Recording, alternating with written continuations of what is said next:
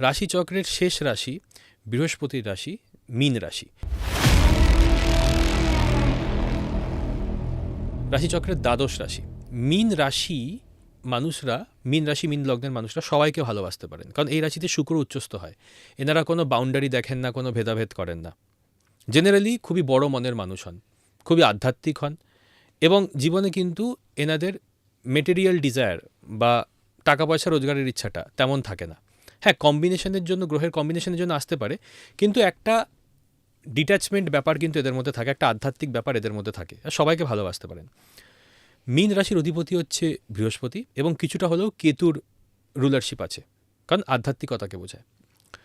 মীন রাশির ক্ষেত্রে সাড়ে সাতির পিক ফেজ চলছে। এই সাড়ে সাতির পিক ফেজের জন্য এনারা কিন্তু জীবনে বিভিন্ন ঘাত প্রতিঘাতের মধ্যে দিয়ে যাচ্ছেন। মানসিক দুশ্চিন্তা, মানসিক টানাপোড়েন, বাবা মায়ের হেলথ খারাপ হওয়া ইত্যাদি বিভিন্ন বিষয়ের মধ্যে দিয়ে কিন্তু এনারা যাচ্ছেন। অর্থাৎ এনাদের সময়টা কিন্তু ততটা ভালো যাচ্ছে না, কারণ মীন লগ্নের উপর দিয়ে যেহেতু শনির গোচর হচ্ছে, এটাকে বলে কণ্টক শনি, আবার সাড়ে সাতির পিক ফেস, অর্থাৎ মীন রাশি মীন লগ্নের জন্য সময়টা খুব একটা ভালো নয়। তো এখানে একমাত্র বাঁচাতে পারে বৃহস্পতি, এবং বৃহস্পতি কিন্তু চতুর্থ স্থান দিয়ে গোচর করছে। বৃহস্পতি চতুর্থ স্থান দিয়ে প্রথম 5 মাস থাকবে, অর্থাৎ জানুয়ারি থেকে মে অবধি বৃহস্পতি চতুর্থ স্থান দিয়ে গোচর করবে। নতুন জমি বাড়ি ভূমি কেনার জন্য খুব ভালো, কর্মে অগ্রগতি করার জন্য খুব ভালো। শনি এবং বৃহস্পতি যখন একসাথে কোনো ঘরে দৃষ্টি দেয়, সেই ঘরটা অ্যাক্টিভেট হয়।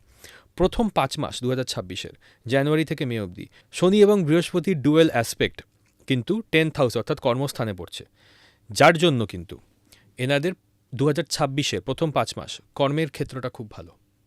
তারপরে একটু অসুবিধা হতে পারে, কিন্তু যদি জব সুইচ করতে হয় কণ্টক শনি এবং সাড়ে সাতি থাকা সত্ত্বেও, তাহলে কিন্তু বৃহস্পতি যখন অতিচারী হয়ে কর্কট রাশিতে প্রবেশ করবে 2 জুন থেকে 2 জুন থেকে 31 অক্টোবরের মধ্যে, এই সময় কিন্তু প্রমোশন, কোম্পানি সুইচ করা, কোম্পানি চেঞ্জ করা, সাড়ে সাতি এবং কণ্টক শনি থাকা সত্ত্বেও সেটা পসিবল। তাহলে জব সুইচ করার জন্য সবথেকে ভালো সময় কোনটা? মীন রাশি এবং মীন লগ্নের সবথেকে ভালো সময় হয়ে যাচ্ছে 2 জুন থেকে 31 অক্টোবর অবধি, যে সময় বৃহস্পতি কর্কট রাশিতে প্রবেশ করবে এবং অতিচারী থাকবে। তার সাথে যদি আমরা রাহু কেতুর গোচর দেখি, রাহু দ্বাদশ স্থান দিয়ে গোচর করছে, অর্থাৎ এই সময় কিন্তু বিভিন্ন রকমের প্যারানর্মাল এক্সপিরিয়েন্স, ভৌতিক এক্সপিরিয়েন্স হওয়াটা খুব বেশি পসিবল মীন রাশি মীন লগ্নের জন্য। ভৌতিক এক্সপিরিয়েন্স হওয়া অলরেডি সাড়ে সাতি চলে মনের ওপর চাপ সৃষ্টি করেছে, তো এই সময় মনের ভুলেই কোনো কিছু দেখে নেওয়া এবং সেটাকে ভূত ভেবে নেওয়া বা এরকম ভৌতিক এক্সপিরিয়েন্স হওয়া কিন্তু খুব কমন, যেহেতু রাহু চন্দ্র থেকে দ্বাদশে বা লগ্ন থেকে দ্বাদশে গোচর করছে। এই সময় কিন্তু বিদেশে একজন যে মীন লগ্নের জাতক জাতিকা যারা আছেন, মীন রাশির জাতক জাতিকা যারা আছেন, তাদের কিন্তু বিদেশে বিপদে পড়তে হতে পারে। এই বিপদটা ঠিক কখন আসবে? যখন রাহু মঙ্গল সূর্যের যোগ দ্বাদশে ক্রিয়েটেড হবে। সেই সময়টা হচ্ছে 23 ফেব্রুয়ারি থেকে 15 মার্চ। 23 ফেব্রুয়ারি থেকে 15 মার্চ, এবং দরকার পড়লে একদম 2 এপ্রিল অবধি খুব সাবধান থাকুন। যারা বিদেশে আছেন তাদের জন্য কিন্তু একটু খারাপ ঘটনা ঘটতে পারে, এবং যারা এদেশে আছে তাদের কি বিদেশে না যাওয়াই ভালো? তাদের সেই সময় বিদেশে না যাওয়াটাই বেটার হবে। এবং কারণ সেই সময় কি হতে পারে, কোনো একজন এজেন্ট এসে বলতে পারেন যে আমাকে 5 লাখ টাকা দিন, আমি আপনার ভিসা বা পিআরটা করিয়ে দেবো, পার্মানেন্ট রেসিডেন্সিটা করিয়ে দেবো। তো সেই সময় আপনার সাথে স্ক্যাম হয়ে যেতে পারে, তো খুব সাবধান থাকতে হবে। আর কেতুর গোচর ষষ্ঠ স্থান দিয়ে। ষষ্ঠ স্থান হচ্ছে আমাদের ডিসিপ্লিন। আমরা দৈনন্দিন জীবনে যে ডিসিপ্লিনটা মেনটেন করি, ডেইলি রুটিন যেটা মেনটেন করি, সেটা হচ্ছে ষষ্ঠ স্থান। সেখান থেকে যখন কেতুর গোচর হচ্ছে গোটা 2026-এ, এরা কিন্তু ডিসিপ্লিন ল্যাক করতে পারে, অর্থাৎ জীবন থেকে ডিসিপ্লিন হারিয়ে যেতে পারে। মানে একজন অ্যাথলিট বা একজন খেলোয়াড় যিনি প্রতিদিন সকালে উঠে মাঠে যান, এক্সারসাইজ করেন এবং প্র্যাকটিস করেন, তার হঠাৎ করে ডিসিপ্লিনটা হারিয়ে গেল, হঠাৎ করে নেশা করা শুরু করলেন। অর্থাৎ এখানে আবার এদিকে সাড়ে সাতি চলছে, আবার এদিকে ডিসিপ্লিনের অভাব। তো ওভারঅল একটা খুব কঠিন পরিস্থিতি হতে পারে মানসিকভাবে। আর একজন মানুষ ডিসিপ্লিনের অভাব একজন মানুষের হয় কেন? মানসিক স্থিতি টালমাটাল হয় বলেই।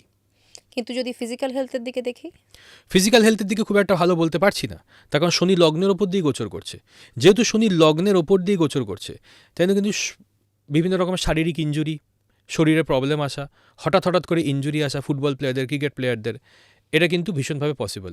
স্পেশালি যখন রাহু মঙ্গল যোগ থাকবে লগ্নে, সেই সময়টা খুব সাবধান থাকতে হবে। সেই সময়টা হচ্ছে গিয়ে 23 ফেব্রুয়ারি থেকে 2 এপ্রিল। আর আরও যদি কনসেন্ট্রেটেডভাবে বলতে চাই, একদম পিন পয়েন্ট করতে চাই, 23 ফেব্রুয়ারি থেকে একদম 15ই মার্চ অবধি এই সময়টা খুব সাবধান থাকতে হবে। এই সময় কোনো লিগ্যাল ট্রাবলে পড়া যাবে না, এই সময় কোনো আইনি সমস্যায় যাওয়া যাবে না। এই সময় কিন্তু আইনি সমস্যা, আইনি জটিলতা আসতে পারে, সেগুলো কিন্তু ঠিকঠাক রাখতে হবে।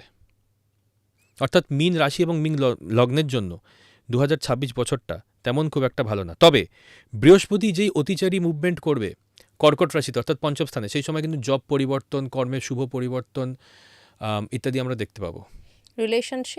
রিলেশনশিপের জায়গাটাও সারা বছর খুব একটা ভালো না, খুব একটা খারাপও না। তবে যেহেতু সাড়ে সাতির পিক ফেস চলছে, সাড়ে সাতির মধ্যম ফেস চলছে, তাই জন্য আমি বলবো যে বছরটা তেমন খুব একটা কিন্তু ভালো নয়। পারিবারিক রিলেশনশিপ ভালো থাকবে, কিন্তু প্রেম বিবাহ, রোম্যান্টিক রিলেশনশিপের জায়গাটা কিন্তু তেমন ভালো না। রোম্যান্সের জায়গাটা কিন্তু অ্যাক্টিভেট হয়ে যাবে বৃহস্পতি যখন পঞ্চম স্থানে অতিচারী হবে, অর্থাৎ 2 জুন থেকে 31 অক্টোবর অবধি। এই সময়টা প্রেমের জন্য ভালো, রোম্যান্সের জন্য ভালো, জব চেঞ্জের জন্য ভালো, সন্তানের জন্মের জন্য ভালো, প্রেগনেন্সির জন্য ভালো, হেলথের জন্য ভালো। তার মানে যা দেখা গেল যে মীন রাশিরও কিন্তু 2026 খুব যে ভালো যাবে তা নয়।